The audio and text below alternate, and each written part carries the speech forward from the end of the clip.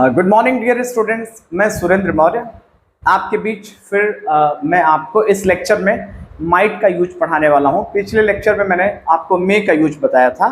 जैसा कि मैंने बताया था कि मे का यूज जब किसी चीज़ की स्ट्रॉन्ग पॉसिबिलिटी हो, प्रबल संभावना हो, तो वहाँ पे मे का यूज करते हैं। या किसी से परमिशन मांगनी हो तो भी मे का यूज करते हैं। या किसी को गुड विशेस, अपनी ब्लेसिंग्स देते हैं, शुभकामनाएं देते हैं, दुआ मांगते हैं, तो वहां पर भी मे का यूज करते हैं। जैसे may God bless you, may you live long.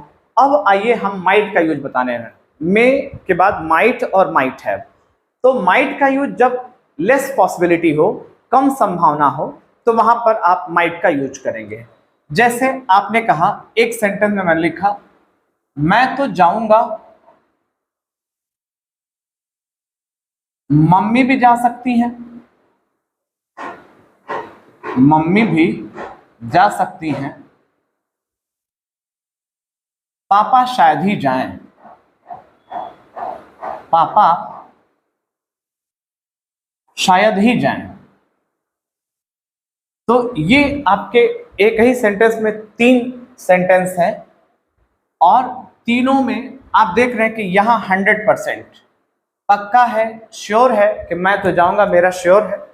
Mummy भी जा सकती हैं, मम्मी के जाने की स्ट्रॉन्ग पॉसिबिलिटी है, प्रबल संभावना है, 80% इनकी पॉसिबिलिटी है। पापा शायद ही जाएं, इस बात की बहुत कम संभावना है, पापा के जाने की संभावना 20% है। तो इस तरह से आप एक ही सेंटेंस में देख रहे हैं कि मेरा जाना पक्का है, श्योर है, तो आई विल गो। आई और वी के साथ विल लगा दिया, इसका मतलब श्योर है, आई विल गो। मम्मी भी जा सकती हैं, तो मम्मी के जाने की संभावना ज्यादा है, इसीलिए हम मे का यूज करेंगे, मम्मी मे गो।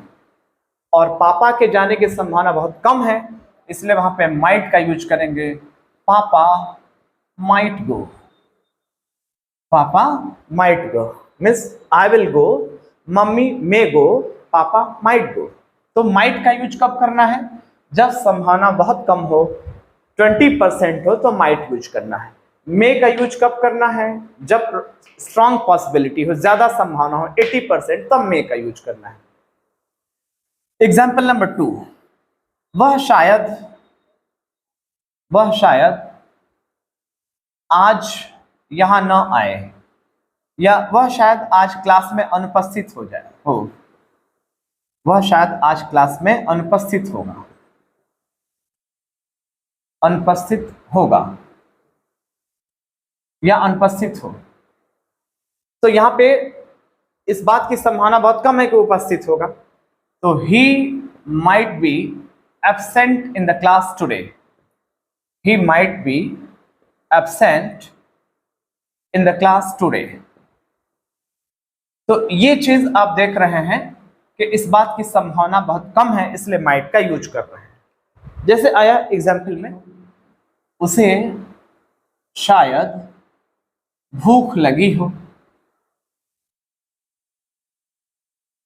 तो आप यहां पे he might be hungry, he might be hungry, और हंग्री एडजेक्टिव है।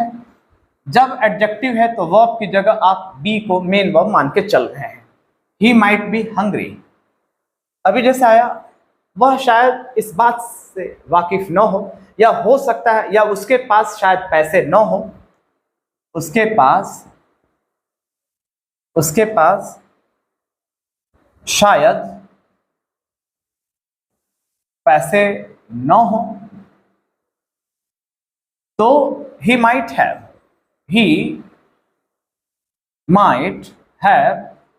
No money, he might have no money. तो हैव यहां पर मेन वर्ब है and might is helping verb, auxiliary verb. तो he might have no money. तो जब भी किसी बात की संभावना बहुत कम हो, तो आपको माइट का यूज करना है। अब हम माइट हैव की तरफ आपको ले चलेंगे, इसी का पार्ट है माइट हैव। कोई क्रिया पास्ट टाइम में हो चुकी है, वो समय बीत चुका है, इस बात की संभावना कम हो, तो माइट हैव का यूज करेंगे। एग्जाम्पल जैसे आया एग्जाम्पल में कि उस दिन उसकी तबीयत ठीक नहीं थी, इसलिए वो शायद ही स्कूल गया रहा हो। उस दिन उसकी तबीयत ठीक नहीं थी, उसकी तबीयत ठीक नहीं थी, इसलिए वह शायद ही स्कूल गया हो, इसलिए वह शायद ही स्कूल गया हो।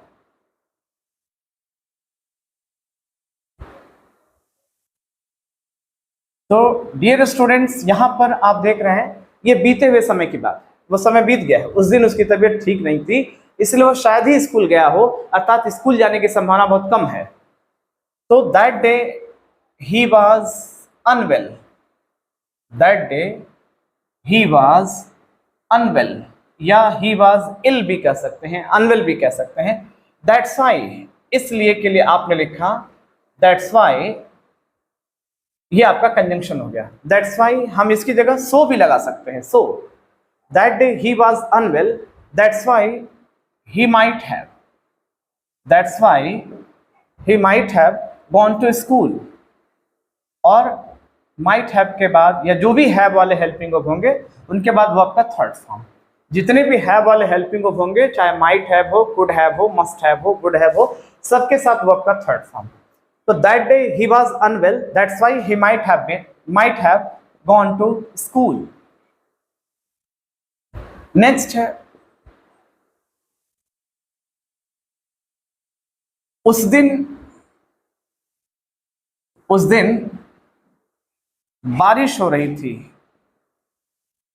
उस दिन बारिश हो रही थी, इसलिए वह शायद ही, इसलिए वह शायद ही उस मीटिंग में उपस्थित हुआ हो, वह शायद ही उस मीटिंग में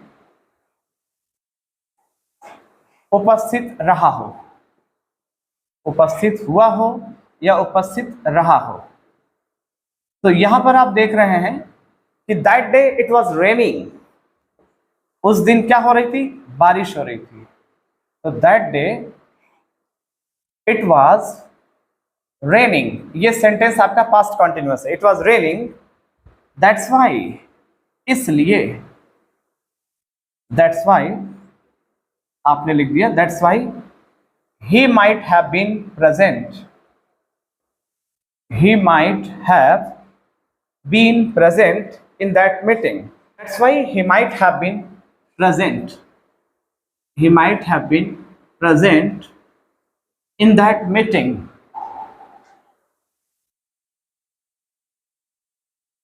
लिखा गया कि उस दिन बारिश हो रही थी, इसलिए वो शायद ही उस मीटिंग में उपस्थित रहा हो। तो that day it was raining, that's why he might have been, might have के बाद होने के लिए ये बी का थर्ड फॉर्म बीन, ये आपका मेन वर्ब है। और present is not a verb, ये यहां पर एडजेक्टिव है, इसलिए बी का यूज कर रहे हैं। That's why he might have been present in that meeting. One more example, last, वह शायद ही उस दिन इस बात से परिचित रहा हो, वह शायद ही उस दिन इस बात से भिज्ञ रहा हो, मीन्स परिचित रहा हो।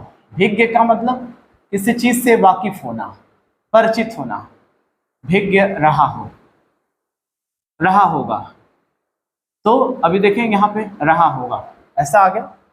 तो he might have been, he might have been known to this, परिचित का मतलब फैमिलियर होना, किसी चीज से नोन होना।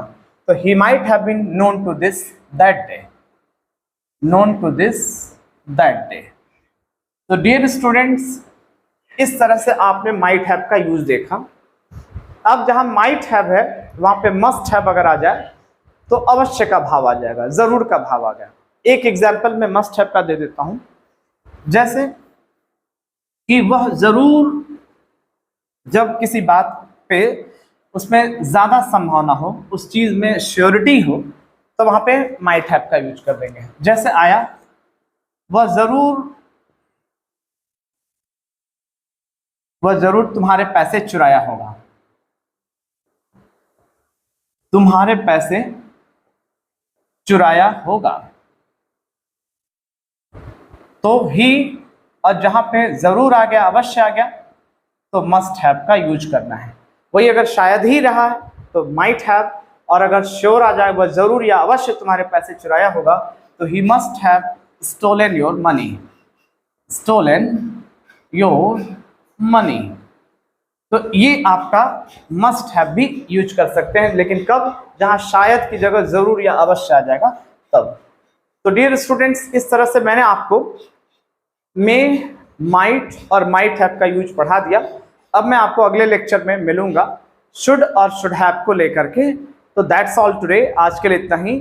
Thanks for watching this video and stay healthy, be safe and keep smiling.